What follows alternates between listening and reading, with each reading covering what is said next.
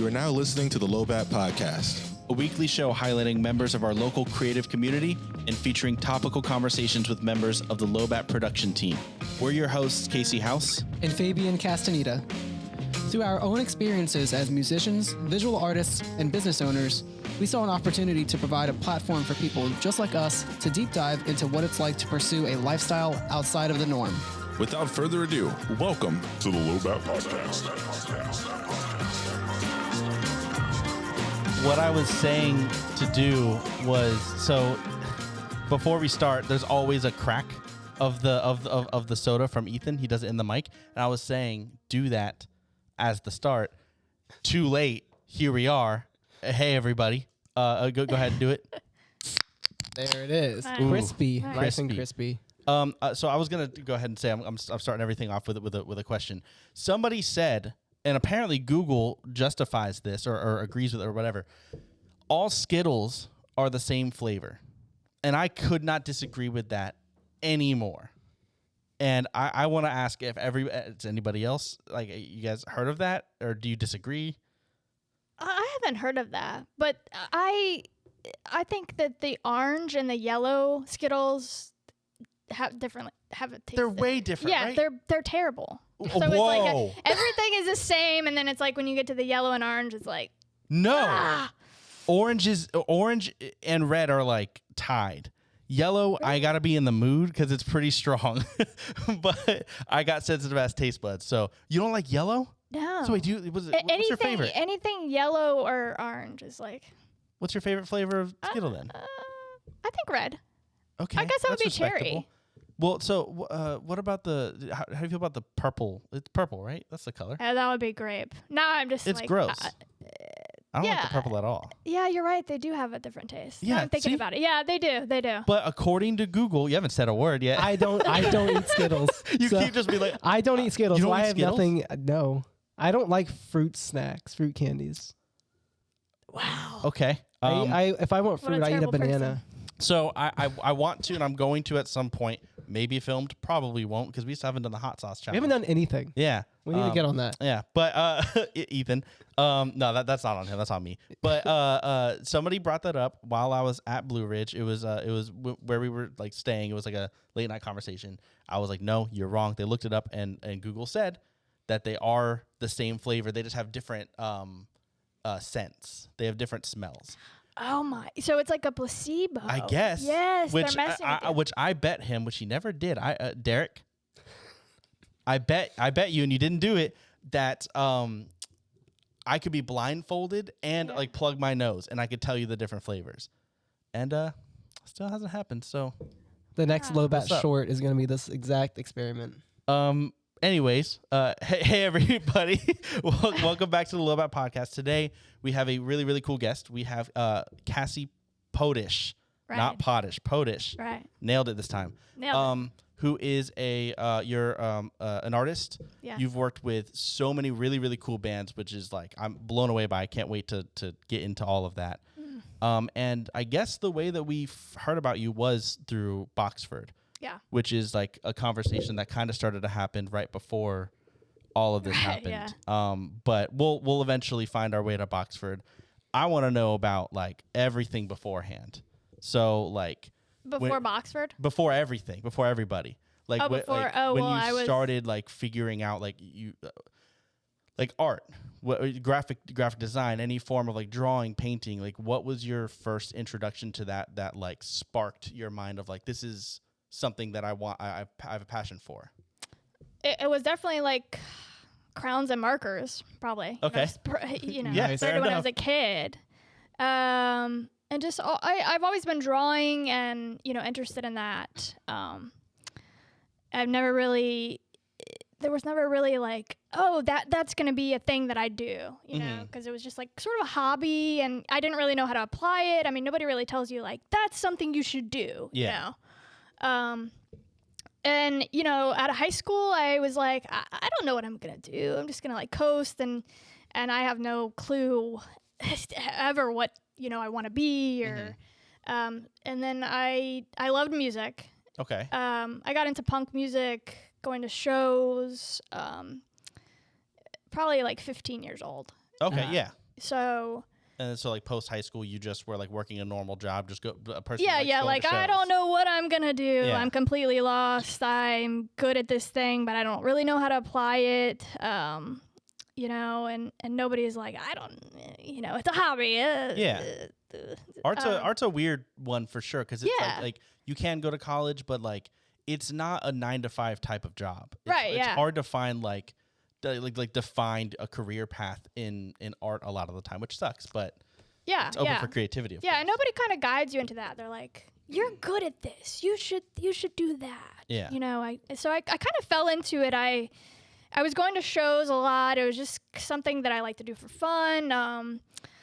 And I started doing show posters for Raleigh. Okay, yeah. With the 151 production. Mhm. Okay. And then I would just go to the shows that he booked and just kind of got introduced into, you know, I guess networking. Yeah. Just meeting people in bands and like, you did the poster. Oh, that's cool. And, you know, and then at one point they were just like, somebody's like, hey, do you want to do like a t-shirt? And I was like, yeah, Do you remember who that was? I have no idea. If the first band who hit her up, if you think you're the first band, comment down below. I want to know who it was. Yeah, I would like to know too. Like first t-shirt. I don't know. Yeah. First opportunity. Yeah, but they're like, you know, we met and, you know, you want to do a t-shirt? Yeah. And then, you know, it snowballed into, you want to do a, you know, album art? Yeah. So I think I fell into it, Yeah. which weirdly worked out. Fair enough. Yeah. So you started doing your first couple of like ones for like the smaller local bands, I assume. Like I think I did things backwards. Oh, you started with a big band. Like my gig posters, I mean, it wasn't really, I mean, you put the local bands on there. Yeah. But it was, he, you know, books, you know, fairly known punk bands. It's a fair point, yeah. Yeah. And so I would do like, you know, people that weren't necessarily local. And then I just kind of recently started working with like local bands. Okay. Which Well, I like, because yeah. I kind of like knowing people in the area. Like it's Yeah. really cool to work with people that, you know, you have, Oh, yeah. like you can sit with them. Yeah, you can actually meet them Yeah. and like have a Yeah. relationship, be Yeah. friends. Yeah. Yeah. That's fair. Okay, so you're making the posters for the bigger bands. That makes sense that would lead to that. How did you start figuring out? Well, actually, I'm curious about the style because you have a very specific style. Yeah, I do. Yeah, these days I do. So back then it was more Back of a then like it you was- tell me what you want and I'll make it. No, back then it was kind of like I'm just doing things, and also I kind of have to maybe don't know my style and you know, kind of like I see other things and maybe that's what I'm supposed to be doing, and it was a lot of figuring out things. Yeah. Right, you're trying to figure out like what you were going to be known as, like what's going to be the difference Right, I mean- between you and other artists. Right. And then so if you're starting with show posters, as you had mentioned, Mm. were those like to order, like basically like you made it like a individual poster for like the show in the area itself, or did you work off of other like ad mats that they were provided for you? Well, you know, a lot of the tours sometimes have ad mats. Right. But you know, in Raleigh's case, when he would do the show, you do like a one-off. You know. Yeah, and that was a lot of some promoters do that. Yeah, because Raleigh was also really good about actually getting posters out, like flyers Right, out. yeah. Which I think that's why it's very different Mhm. in our area to have like these really cool and memorable flyers. So you're behind all that. Yeah, It's pretty yeah, cool. it's really cool because you can go to the show and that's like a special thing that's like this is unique to that. Think show about and how many experience. people's walls your art was on, just for, like way back then from like posters, from tour posters, because like everybody that I know had like they would go to a show and like and there'd just be flyers and they would take them and put it on their wall because Yeah. like this was a really cool show, it's a memory, and that was like your art way back when. Yeah, that's really neat. Yeah, it's really That's special. wild. Yeah. Okay, so I'm curious about like the style because like what I love about what you do, at least now, is like it feels from an outside perspective, like a collaboration versus a hire on. Like, it's like, hey, I like your art. You're like, hey, I like you. Let's do this. And like, when we were at Blue Ridge, I saw a bunch of like your designs on shirts. I know Dance Gavin Dance is playing here on Monday, and their entire backdrop is your art. That's crazy. I don't think Dance Gavin Dance. No, not this. No. Oh, is it not anymore? No. Okay. I hate to put the brakes on you, but I'm like, no. I saw them. So they have the. Is that not? I swear they do, because you guys do something together? Yeah. They're one of the bands that I work with a lot. Okay. But I don't think I did the backdrop this tour. I saw on their Instagram it was your design. Oh, really? Yeah. What did it look like? Like, gosh. Now I'm questioning my own self. I mean, I can't recall like the entire design, but I it seemed like, unless if somebody's like stealing your style, it was like that signature, like the skull style and like the whole thing, which I thought was like super interesting. If it's somebody else, it might be a lawsuit or something. I have to look at that. I mean, I did some. Might have been an old like. Yeah, it might have been something from a while ago. I don't know. Yeah, it's hard to keep track. Yeah. So how did you with the first like major band that hit you up, not because of the tour posters, but because of the T-shirt designs and other stuff you were making? Do you remember who that was, or like what that experience was like? Big band? Yeah. Yeah. You can flex a little bit right here. I mean, there's pretty ridiculous bands that you've worked with. It's incredible. I think I specifically remember Circa Survive. Mm-hmm. I did like a one-off, and it's not like if you saw it, it would just, you wouldn't know it was my art. I remember that. And they contacted you? Yeah, and then I guess it was like Warner. I want to say they're Warner Brothers, or through, or like maybe a subsidiary. Yeah, I think they're they're on one of Warner Brothers like groups. Yeah, so that was like a paycheck that I got, and I was like, whoa. That's actually another really interesting point of it, because like it's a business for you. It's a livelihood, and so there's money, obviously. Right, it's scary. Yeah, and not only with that, like how do you create your prices? Like how do you figure that out? Because it's all on you, what you think you're worth. So how do you come up with those figures? That's like a total that's a man. You know, you don't want to deal with that as an artist. It's like, can somebody else do this for me? Like somebody take You just want to like make the art. Yeah, like I just like to draw. Why do I have to do this? Yeah.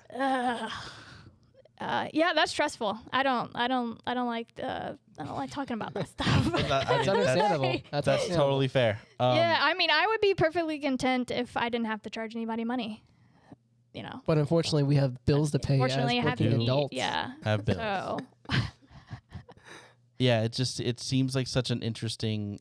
We were just talking to somebody else last week who's a business owner, and hearing her with her product that she was making, like figure out like what it's worth, and like how, and also like eventually hiring on employees, like such an interesting like concept to think about from the mind of somebody who's like just starting out in that world. Yeah. Have you, like, you said you don't like handling that stuff. Are you leaning in the direction of potentially getting like an assistant, or?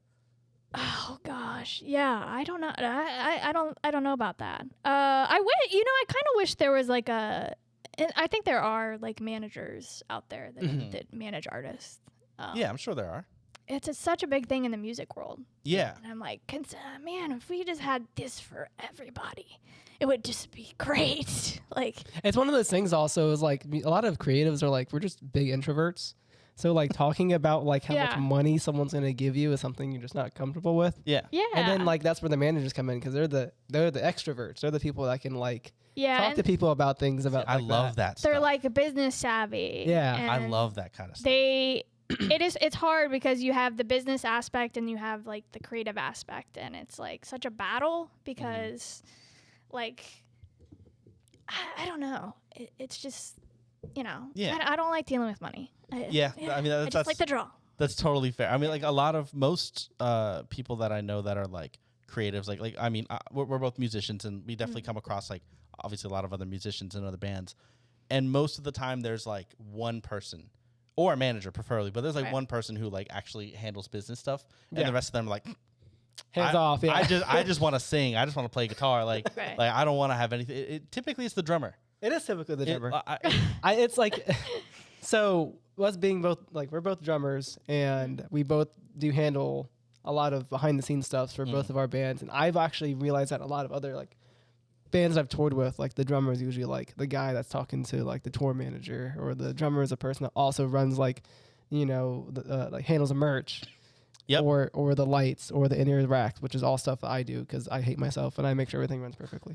Watching, I hate the fact that you run all of that and like Run it all. because I mean like Jeremy knows what he's doing too. Like I Jeremy do help do Fabian sometimes. I do appreciate it. The only thing is I keep adding stuff to our thing. Really? I just keep adding stuff. What are you adding? I have more lights I need to debut. I'm about to order a new thing for the ears rack, and then I have to teach them, and I don't have time to teach everyone stuff. See, like the way we have it set up currently, we have we're like the plan at least is to have the vocalist handle all the guitar stuff because it's simple and he doesn't have to handle See, any you're already vocal lucky with that. If Ricky touches a guitar, he's gonna break it. stuff. See, Derek, I'm sorry, Ricky. Derek knows how to handle that stuff. And then we have me and Tyler are gonna set up drums and like the other stuff. And then because Andrew and Jared both know how to run all the ear stuff and all the lights and all that stuff, they're gonna handle that entire setup. And I'm quite jealous. we'll see how it works. I don't expect it to work very I'm well. quite jealous. When Jeremy sets up his guitar, he noodles until the sound guy tells him to shut up. No, I won't stand for that. I'm gonna be like, hey, unplug yourself, or mute yourself. Do something like, not dealing with that. Too much noise. Cassie, Hi. hi. You Excuse the tangent about band stuff. you said you started going to shows at a relatively young age. I mean, Yeah. probably the same age that me and Casey started. Actually, Casey was really young. when I he was like started. 11. I was like 13. Oh. So My brother listened to shows. always, we've been in this area pretty much exclusively, right? Yeah. Yeah. So- I went to a lot of shows here. And Richmond. In Richmond. Yeah. Yeah. So I mean, like, are you still going to shows? Is it? Oh yeah. Yeah. You are. So I've- how do you think things are like compared to 10 or so years ago? I mean, that's something that we talk about a lot here on the podcast. Is like, Yeah. it's been a lot of change, and I don't know if it's because of the area. I don't know if it's because of the internet, but like, what do you think? Yeah. I think the internet definitely had a lot to do with that because I don't know. Stuff definitely has changed, and I think stuff fluctuates too, where people, like trends come and go, and venues come and go. That's a big thing, is the fact that venues, So few especially in venues. our genre, punk rock and metal, like venues are like, cool, yeah, we'll host your show, and then something breaks, and they're like, we're not hosting your show anymore. Right. So- I think for the punk and hardcore and just that alternative scene, venues are hard to come by. That's been pretty consistent. Mhm. I feel like it's always been like, where are we gonna play? And then there's just one good spot for like a year or two, and then they shut down. And then it's like the next place, and You're always searching for the next place. Yeah. I feel like, which Yeah, I don't know if there's any real mainstays from way back then. Everything is gone. Like even like I mean like Peabody still exists, but they don't really That's- put on shows ever. exactly, and when they do, they're like big production shows. But like all like the like Relevant, Skate High, like all those different places are Shaka's. Like they're all gone. Shaka's, Yeah. unfortunately, I don't think it was because of it wasn't because of COVID. No, they just They just sold. shut I down. think, yeah. Were you there at the last show? The last. It was. I think I was at a Thursday. show. I was at a show the last week. So they had. All right. So are you familiar with Shaka's at the Oceanfront? Yeah, yeah, Okay. absolutely. So there last week they had a show, I believe, every day. It was. I think they stopped on Friday. Regardless, it was the second to last show. The show after it was supposed to be just like a. I think it was like a reggae show or something. But the second to last show was a hardcore show, and Pushing On came back to play a show. oh wow. And it got really, really bad. So much Yeah. stuff got broken at that show. I'm not going to say any names, so everybody's like, don't worry about it. You're in the clear. But it was nuts. I was standing stage left over by the the monitor mixer and most of like a lot of the equipment was over there too, cables, everything. And somebody during pushing on, when they finally got to play a song, everybody who was there will know what I mean by that. Grabbed a several gallon thing of water they found and threw it over there. I'm pretty sure I know who it was. And it almost hit the ground and exploded, soaked all the equipment. Oh no. Like 4 holes got kicked in the wall immediately. It was basically, so there was stuff going on with pushing on. They weren't able to get into a song. And then eventually they did. And then they got to the first breakdown and everybody just started breaking everything. And then the show got shut down. First song. Yeah, they didn't even get through the whole first song, and then the lights turned on. I think firecrackers were going off, and all security just walked in and was like, "Nope, nope, we're done." And the place got shut down, and then that was the last time I went to Shaka's. I was so glad I was there. It was What a story. There was somebody trying to fight everybody outside that everybody knew. He was just like walking up to everybody, getting in their face. Then he did fight somebody, kind of, but then they hugged. Oh, nice. Oh yeah, it was Happy a ending. weird. It was a lot of alcohol. It was a weird night. Just showing out. I mean, shut the place down, They went out with a bang. Yeah, and then went and told everybody, all the other venue owners, that happened, and they were like, "All right, we're not putting on heavy shows." Yeah, that's right. I think that's probably what happens too. They're like, no, nobody. I mean, you got to Par think for the about it. course. Like they own the venue, and then like you kick a hole in the wall, somebody's got to pay to patch that up, or at least take the time. Yeah, it's to not do like it. they were like bulldozing that place. They were just selling it off to someone Yeah, else. they just sold so many walls were like destroyed and stuff, and it was like, okay, well, now the property value just dropped a lot if we don't spend a bunch of time and money to fix it. It was a whole I completely forgot about that night until right now. Man. What a good night that was. What a great night that was. It was such a Well, good that's the thing night. about Casey. Like, he likes going to heavy shows just to witness I'm carnage. leaning out of it As now. long as you survive. I'm you're like, starting to lean "Man, out of that it a was little bit. great." I love watching people fight. and I love the chaos, but I'm like getting older and I'm starting to like, I'll go with like friends and I'll be watching because I don't pit or anything, and I'll be watching my friends in there, and I'm like, if I start to get anxious because I'm like, okay, if something happens, it's like I'm gonna run in and I'm gonna be in a fight. Right. And it almost has never really gotten to that point. Luckily, like if a fight starts to happen, it gets broken up. But I'm like starting to lean out of that mode and be like, I don't really enjoy it that much. And I've been getting hurt lately too. The last show I went to before COVID was y'all's show with Stick to Your Guns, and I broke my toe.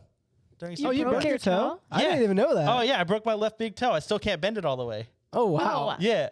During Stick to Your Guns, there was a moment. I think it was. I guess it doesn't really matter. There's a vocal call out, and I was like, "Yep." So I did what I do. I clambered on top of everybody to get on stage. Got on stage. Him and I both like kind of screamed it into the mic together. It was really fucking sick. And then I was like gonna go stage dive, and somebody else was like, "I'm gonna also go stage dive right behind him," and ran too fast and hit me, and my foot slid into the monitor. At full, like rapid You speed. kicked the I monitor. kicked the shit out of the monitor, and then tried to jump like while falling. Just fell to the floor, got picked up, thought I was fine, and then somebody stepped on my foot, and like the pain went like shot through my body, and I was like, "Oh, I'm not okay." And I also kicked somebody in the face at that show. And again, I don't pit, so it wasn't that. She was. I was after I hurt my toe. I was standing way off to the side. I've never told you about this. I was standing off to the side. And I was standing on it was at Canal Club, second story. And I was standing on a bench, and this girl was, so like there were people over there minding their business, not in like they wanted to sit. This girl was over there just pitting by herself, and it was getting really annoying because she was getting really close to people. And I was like, if she gets close to me, I'm going to kick her. And she did. And I kicked the ever living shit out of this girl. She dropped to the ground so quick, and then just like got up and like ran away. And I was like, that was a bit much. I didn't need to kick her that hard. You were still fuming over like your toe, so you just didn't realize. Who played after Stick to Your Guns? It was the headlining band. They were headlining, yeah. No, there was a band after them. Amir, Amir was after them? pretty sure. No, not Knocked Loose. Not our show. No? It doesn't matter. Some Whatever. other band. Anyways, I'm going on a whole tangent. How do we get started on this?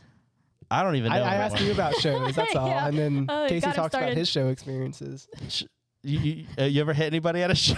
all the time. Look at me. Oh, yeah. Look at me. I'm Constantly so fighting tough. everybody? Yeah. I killed a guy, at the last show. Wow. Just kidding. Sucks to be that guy. Rest in peace, that dude. Yeah. Man. Stepped on my toe.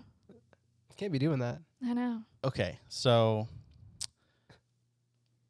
I'm trying to like put together how everything comes together with these other. So like, you just get an email or you get a call. We're gonna get back to actually talking about your The job logistics now. behind it. Like, how does this work? So you get a call, and yeah, a call or email or text or DM. and I'll say Real quick, Casey, how like texting and DMs, how often does that actually initiate business? Because I feel like it's so funny in the DIY community how it's like you can literally hit up someone on Instagram DMs and then just did it today. exactly. Yeah. It's that easy. Yeah, it works. It just works. It's a form of communication. I mean, And it's Does documented. it feel informal? I don't think so. I feel like I do better with emails though because everything is there, Yeah. and it's like I'm gonna remember that. Mhm. DMs are like instant. I don't know. And they You get don't really lost in because they go into a separate folder if you're not friends. I don't know why. It's Yeah, just, I do feel like it's really cool when you do have someone that you're looking at for like to do a commission or anything like that, and then you do get an instant response. So it just shows that like at least they're Yeah. attentive. yeah. That's kind of cool. And then you can transfer it over to email when she's like, "Oh yeah, I'll work with you." Boom. Yeah. So, all right, let's go to the more official, Oh, yeah. This was just Yeah. testing the waters a little bit. just to see if you'd actually respond. I don't know. I was asking my friend about this today because like he had printed wall flags for his band, and I was like, "Those are cool. Who did them?" He's like, "Oh, this guy." And I was like, "Oh, what's the best way to contact him?" "Oh, just message him on Facebook." And then every time like I hear that, I'm like, is it professional enough? But I guess it is. Yeah, it does Yeah. seem like a weird.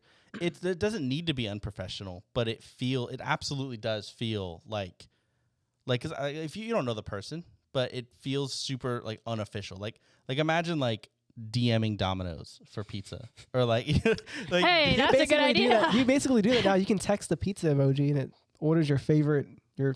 bullshit. On that. What? Yeah. There were commercials of this. I didn't see any of that. That's a great idea. Domino's should hire you. You gotta have a No, they don't want me again. yeah, right. You gotta have something like that. Like people send you like a T-shirt emoji, and it's like, oh, I know what you Yeah. want. Oh, okay. Perfect. Done.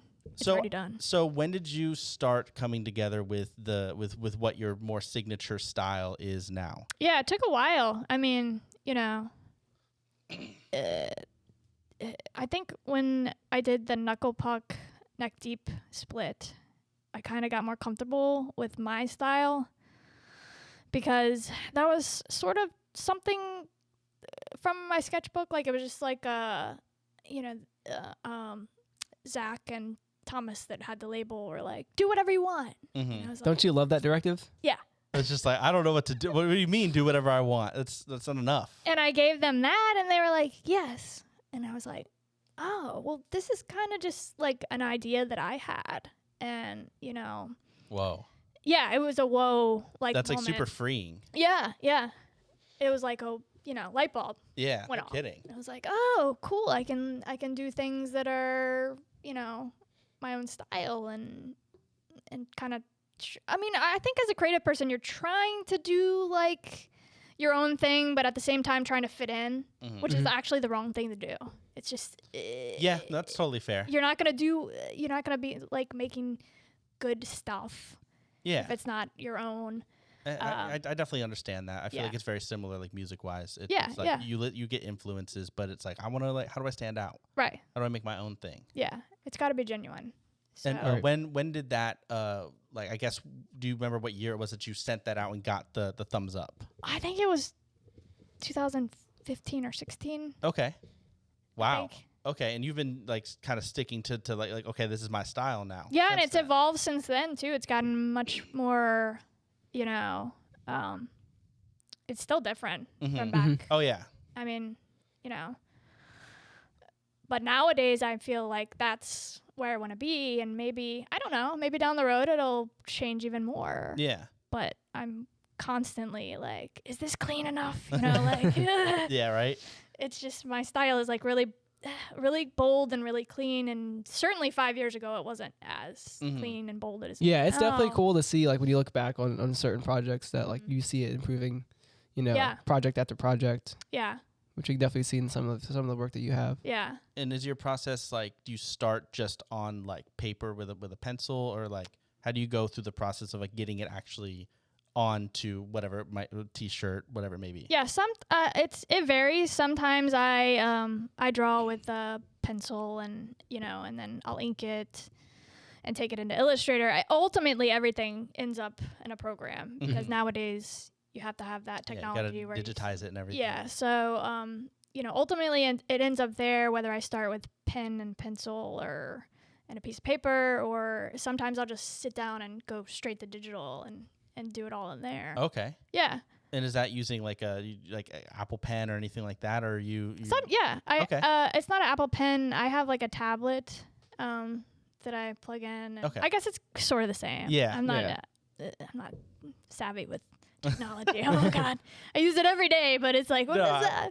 That's so it just works for you. So with LOWBAT, we have Amanda, who is our art director, and she that's like, my understanding is that's typically how she handles all of that stuff. Is like it'll start either she'll come up with the idea like actually like pen and paper, or she'll just like jump straight to the iPad and she has an Apple Pencil and she'll just like draw it all together for like stuff to add to music videos and stuff like that. And I it always, like, watching her completely blows my mind, because I can't write a sentence and have it be legible. My handwriting is so bad. My handwriting is bad. Really? Oh yeah, it's terrible. But you can draw. Oh, whoa. I know. Yeah. I've actually seen that in a few visual artists where they're really good at drawing, illustrating, but their handwriting is less than stellar. I just can't do any of it. Terrible. You put a pencil in my hand and I'm like, I don't even know where to go with this. I tried when I was younger. I tried like tracing and like learning how to like kind of draw and whatever. And I would like doodle sometimes, I guess, but it just, I don't know, just never really was my thing. And then I discovered drums, and that was your thing. Music it was. That was it. Hey, everybody's got their thing. Yeah. How did like these programs and technology and things like that like assist in your journey as an artist? Obviously you said you started with marker and crayon. Yeah. So now working with all this. It was a challenge trying to learn the programs because they're insane when you first learn them, and scary and intimidating.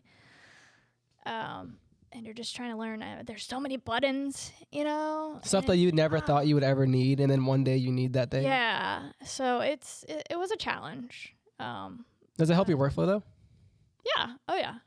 That's what's up. Yeah. That's what technology is supposed to do. And once you get comfortable with it, it's nothing. I mean, I can say that now, Yeah, of course. It's like however fair. long. But know exactly where to go.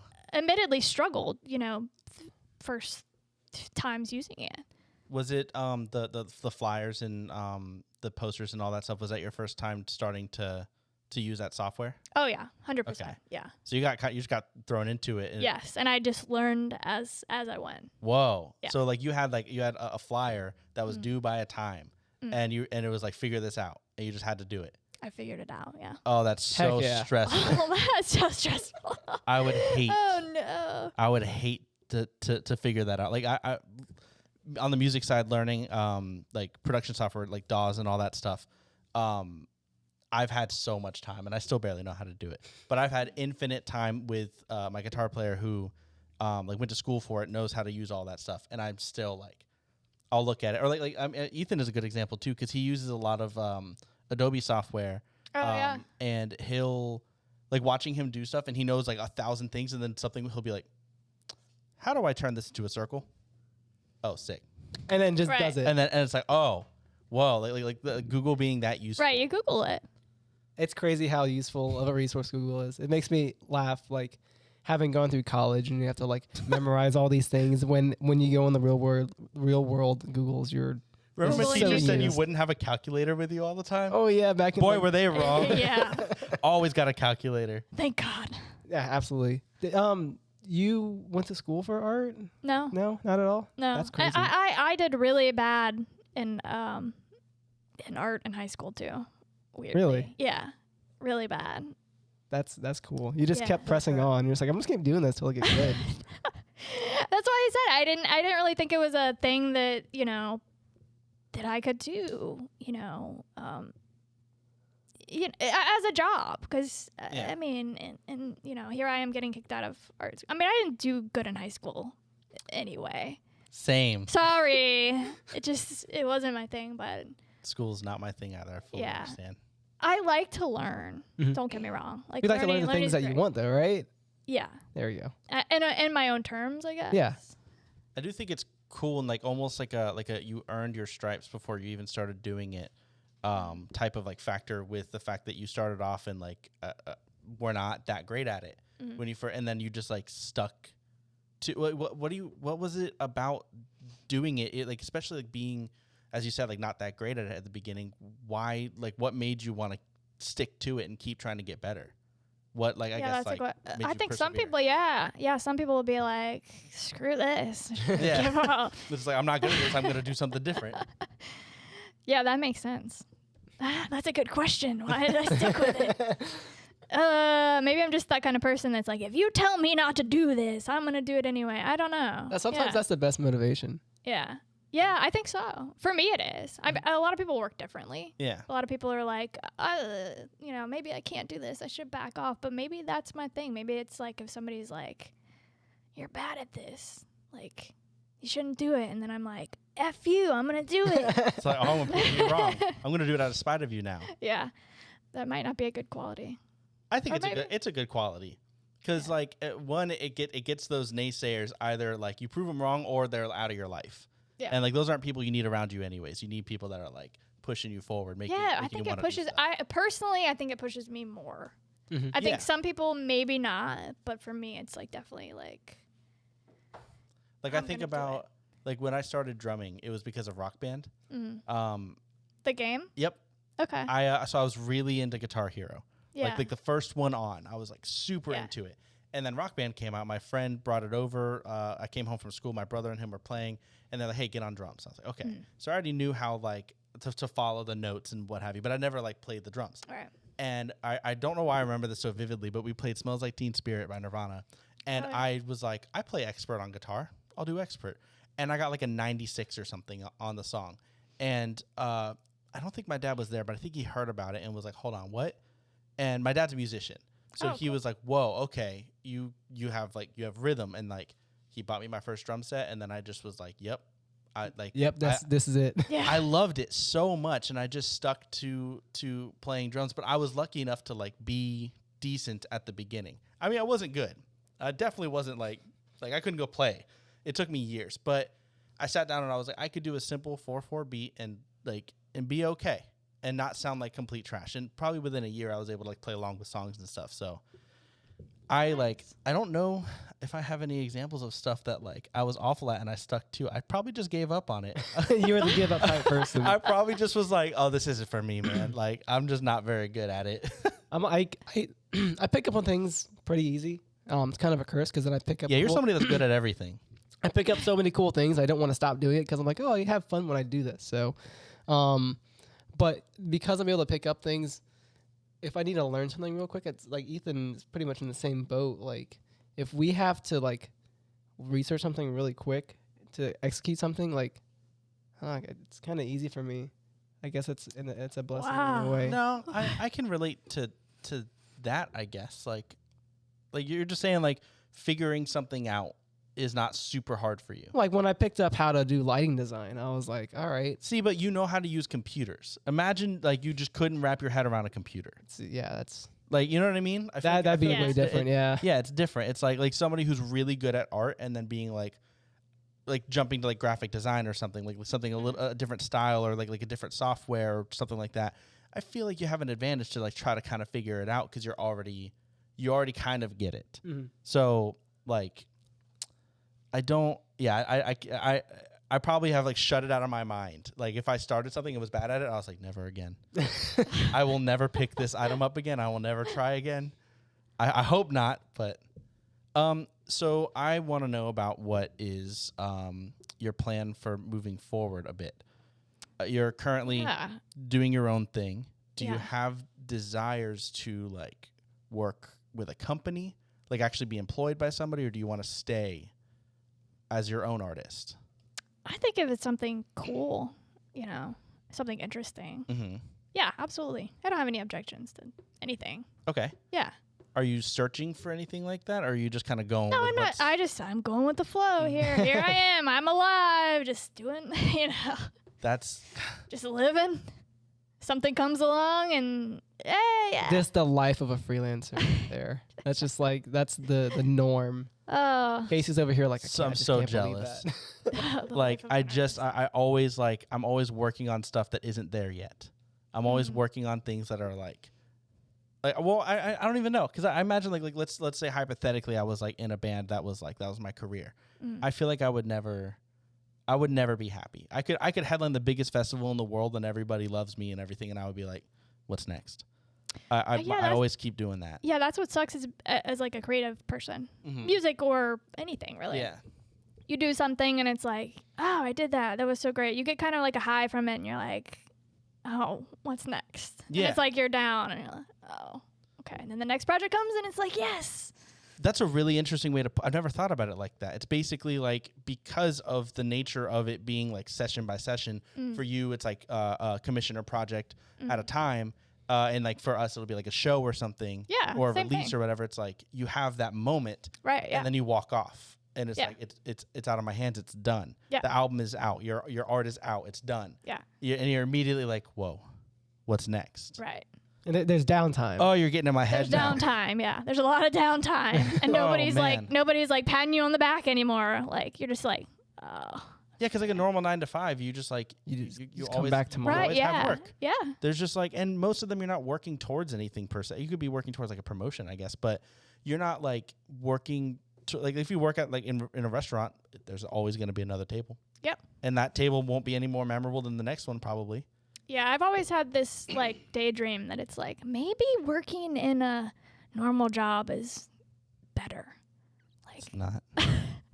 It's not. Don't fall for it. I think it's more exciting. Like it's gotta be better, right? Like you get a lot of highs. There are pros and cons, I would say. Yeah. You have stability. There we go. You have stability. That's the main thing. Stability is the last thing I care about these days. I've experienced enough stability as I want, and now like I'm like searching opportunity. And it's like if I had an opportunity to go for something that's like a dream or whatever, but it wasn't guaranteed and like I might be kind of broke or something. As long as I can like survive, I want to do it. I'm pretty young. I'm 26. Like I feel like I'm now's the time. I agree. Yeah. Like absolutely. I'm not gonna I don't really want to just like work at a comfortable job and retire. It's like it gets dull. Yeah. No, yeah, I probably wouldn't last probably a week. Yeah, it would get exhausting. Yeah, I'd be like, oh, okay, this isn't.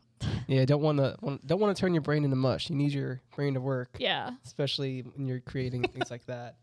I've seen that. I've seen some people like, they get a cool 9 to 5 and they take a break from what they're doing, and that break just keeps getting longer and longer.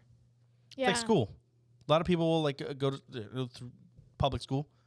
They'll be like, I'm going to take a year off and then go to college. And they never go to college because they're just like, whoa, no, wait, freedom? That's pretty cool. Right. Like I'm enjoying the freedom. So you said you just recently started working with more local bands. Yeah. I feel like it's been the past 2 or 3 years probably. Was Boxford your first like push into that, or? I don't know. I don't know if they're my first local band, but I feel like they were a big step into like working with other local bands and like other local things too. And so how do they hit you up? Was it just DM? I couldn't tell you. Yeah, fair enough. That was a while ago. That's fair. Possibly. Yeah. Yeah. I don't know what Facebook, Instagram. Yeah. I don't know. So they just contacted you and you were like, okay, yeah, you know what? I'll make a design for you guys. It was a T-shirt, right? That's what they went for. That's what they went for, right, Ethan? I believe you did their whole album art. Album art, yeah. I did, yeah. It was the album. T-shirts. Yeah, it was. It was the EP that they had. Eventually, I don't know if it started as me working just the T-shirt design, and then it gravitated towards the album art.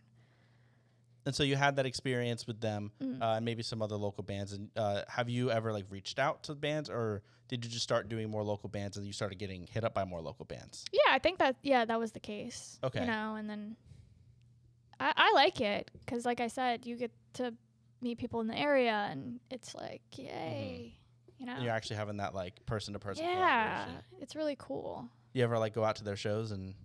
I don't think I ever saw Boxford play. Rip, literally. Yeah, I know. Great band. I know. Yeah. That's and go ahead. the Austin, he's in long sleeves now, He is in long sleeves which now. I'm doing stuff with. So Really? Heck yeah. yeah. Oh, okay. Has that been announced yet? I'm sorry. All right, we got a couple weeks. Oh look, it's I don't know. the Possibly. facade art. Yeah. I loved that yes. so much. I remember seeing that and being like, take it. Again, this was way before I knew who did it or anything like that. And I was like taken away by just like how simple it was, but how like telling it was. Yeah, I like to do simple stuff, but It went like, really you get well the with point. the story that they were telling. yeah, I love to tell stories too. Oh Do my you? gosh. I fully understand if you don't really remember because this is forever ago. Or I'll just say, like, for example, something like this. How do you come up with this kind of a design? Like is it just a conversation with them about like what's your album about? Or Yeah, what do you go for? That specifically was a lot of conversations with Jimmy, Mm-hmm. and he had a pretty good idea where he wanted to go and what the EP meant to him and the lyrics and stuff like that. So a lot of the direction was inspired by him. Okay, so you just have these open conversations about like what are you going for? What's like some lyrics or like what kind of mood you're going for? Right. Yeah. And so you send just like do you remember was this your first one that you sent over to them? I don't remember. It could be. Wow, sorry. I have a bad memory. Again, it was forever ago. So yeah. On your project to like file through and your. I don't know. That might have been the first concept, maybe. Yeah, I don't know. We'll say it is. Yeah, definitely. You just nailed it the first try. Yeah, just to work myself Sent it over up. and they We'll were say like, it is. "Yep, Yeah. we're gonna go ahead and just put that on the album now. Yeah. Done." Is there like a discernible difference between working with major label artists and just local bands as far as like, I don't know, time constraints or like style constraints? Yeah, sometimes. Time constraints for sure. Of course, yeah.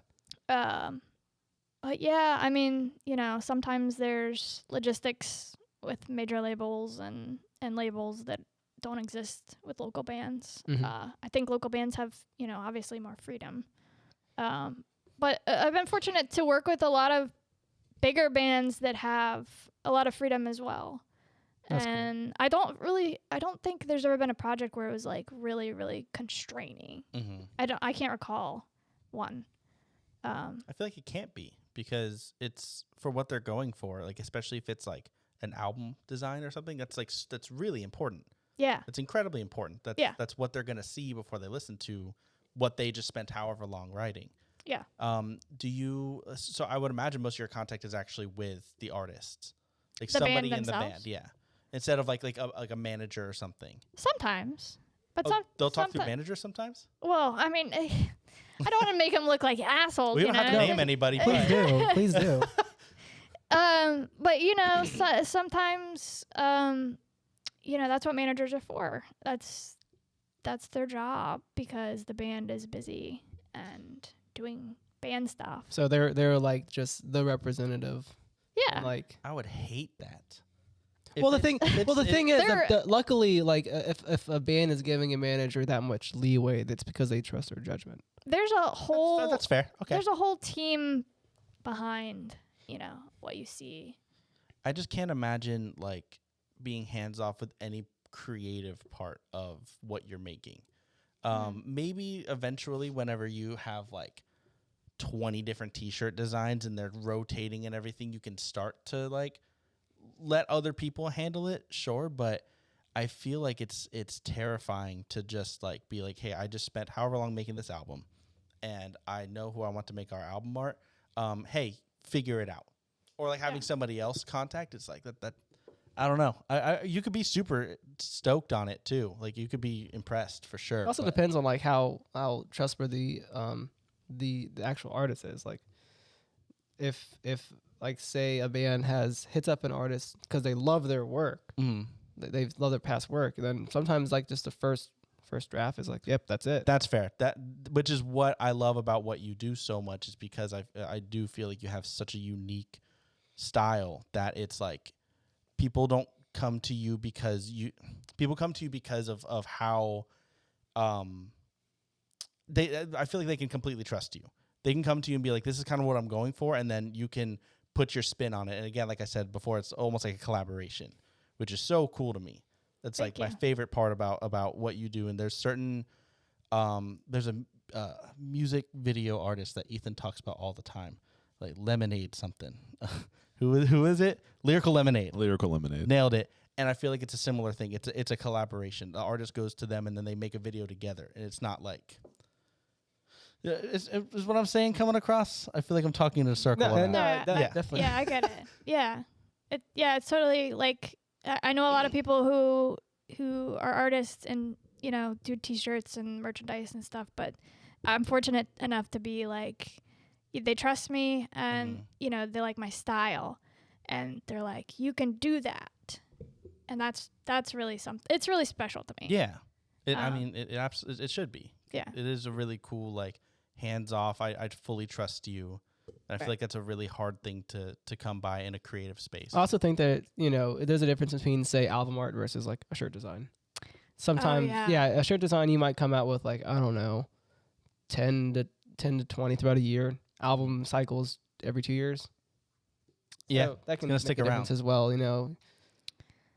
Yeah, album art is totally different. And I enjoy it so much because, you know, and not discrediting the t-shirt stuff too, but that's great. But albums exist. Mm-hmm. Oh yeah, they stick around. Yeah, Absolutely. like t-shirts, maybe, you know, they're not gonna last though. One touring cycle, you know, that's what I'm gonna use it for. But album art is like, it's gonna last a while. Mm-hmm. It's also There. very different. Like what the design would usually be, I imagine, is different. Like do you approach an album differently than how you would approach a t-shirt? Yeah, totally.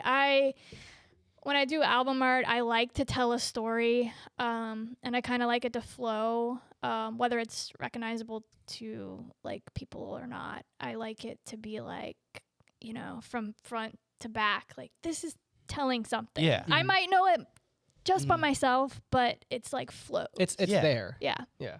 That's pretty cool. Yeah. And so with the t-shirt design, are you trying to look at what's more aesthetically pleasing versus like telling a whole story? Or like what's your and I try to kind of intertwine, you know, just things that relate to the band. Like I try to make it personal.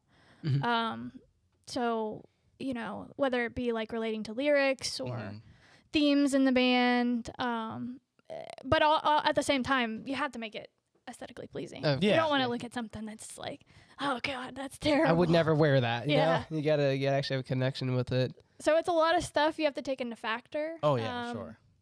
And all the while trying to remain true to my style and so yeah, it's a struggle sometimes. Do you have a particular style of project that you just enjoy more? Is it like EP art or merch art or flyer art? And it's like, is there anything that like, you know, you just have preference doing? Yeah, I love doing albums. I love doing EPs. Because like I said, you have that space. It's just a bigger space. You can tell stories. You can, you know, and it's there. It's just something you hold and you have, you know, and people can also do the same thing. And it's just like I don't know. It's a really cool connection. Right. Yeah. And I was thinking about it, like how different they really are. Because if you think about like a t-shirt designer, like your favorite t-shirt design even, and you put that on an album, may not translate. You put an album art on a t-shirt, may not translate. They're vastly different. Like the scale of everything, the shaping of everything. Oh yeah. Like and then down because like albums are square. Right. Yeah. Just take that print and put it on a T-shirt. It's like, okay, Yeah. there it is. There's like, it's, I mean, that could be a cool idea. You pocket these and stuff. But At Revenant. what did you guys do that? Our last shirt design is literally the album art. Send a little camera. That's our candle. That's just chilling in the corner. Well, What to say? It's one of those things. It was designed that was meant like in the design process. We're like, hey, we'd love to have our EP art that will probably translate into a T-shirt because of pre-order bundles and things like that. Right. So it was like by design that way. that's fair. Yeah. So that's, I guess, a little different. Yeah. But Yeah. I do agree that some things just don't translate. Yeah, some things get lost in translation where it's like, and a lot of people don't understand that too. It's like, they're like, can you just take this and put it on that? And it's like, oh gosh, that's not gonna work. I also well. think like a lot of your style with like the bold lines and like the flatter colors, that is a lot easier to translate into printing. Yeah. Versus like I more use so realistic. little colors that like literally bands are like, yes, we only have to print two colors. Two-color print. Max. Yeah, Let's go. it's a lot cheaper, actually. Yeah. That's Yeah. a really fair point. Yeah. Is that something you have to keep in mind like sometimes? Oh yeah, you definitely. I mean, because when you print stuff, it's expensive. Color when you get to 3 and more colors, it's like whoa, So yeah, I'm saving money too. Look at me. Heck yeah. Look at me. Economical. Love it. Economical too. Yeah, so that seems like a pretty good spot to kind of wrap some stuff up. I do get one you got quick one question. Go for just to send this off, Mm. you've been doing this for a while, kind of get thrown into some really cool opportunities. Do you have any advice that you would love to have told, young Cassie that you know now, or Yeah. or anyone that is looking to get into this, getting quick pointers? For sure. I think we talked about this a little earlier, but I wish I had kind of focused on my style earlier than I did, instead of like worrying about trends and maybe what I should have been doing, and using that time to like find my style and fine tuning that, because that is that's going to be what makes you unique and stand out, and you're going to do your best. You're going to be, people are going to pay attention to that. So, yeah. Heck yeah. Standing out and being unique is what you had wished you focus on a little bit more. Yeah, just like my finding my style, Right. instead of worrying about what everybody else was doing or what maybe I should have been doing. Yeah. And yeah. That's really good Just advice. Finding your own, finding your own sound. Yeah, absolutely. Yeah, I'm sure that's a focus that a lot of people just like take inspiration and try to be like, I want to be just like this person. Right, And yeah. maybe not the Yeah. best move. Figure your own stuff out. Like, Yeah, all of us are guilty of that. That's Oh, okay. of course, yeah. It's okay. But I wish, I had told myself earlier, like, it's okay to, have, like, put these things in the world. yeah. Yeah. Hell yeah. Well, did you have any topics that you wanted to hit on that we didn't hit on, or any questions for I us? saw a cat. There was a cat. That's Yeah. Daenerys.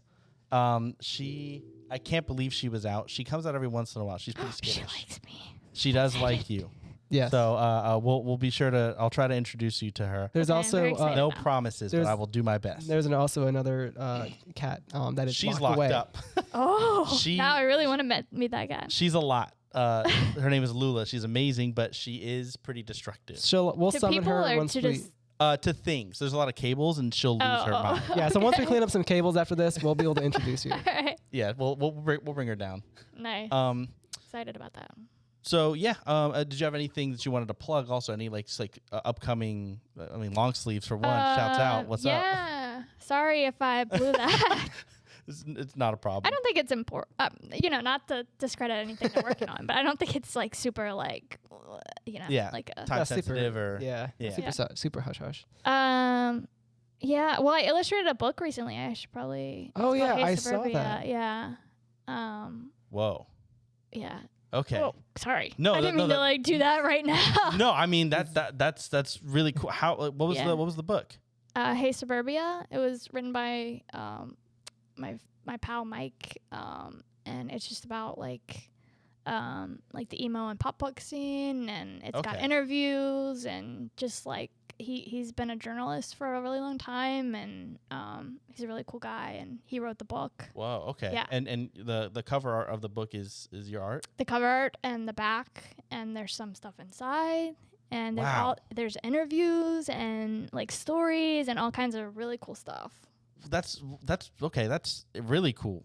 Is the book already out? Yeah, the book is out. You can buy it on like Amazon and bookstores and places like that. I don't read, but I might buy that book. You don't read? You're like, I don't read. I'm not a good reader, so.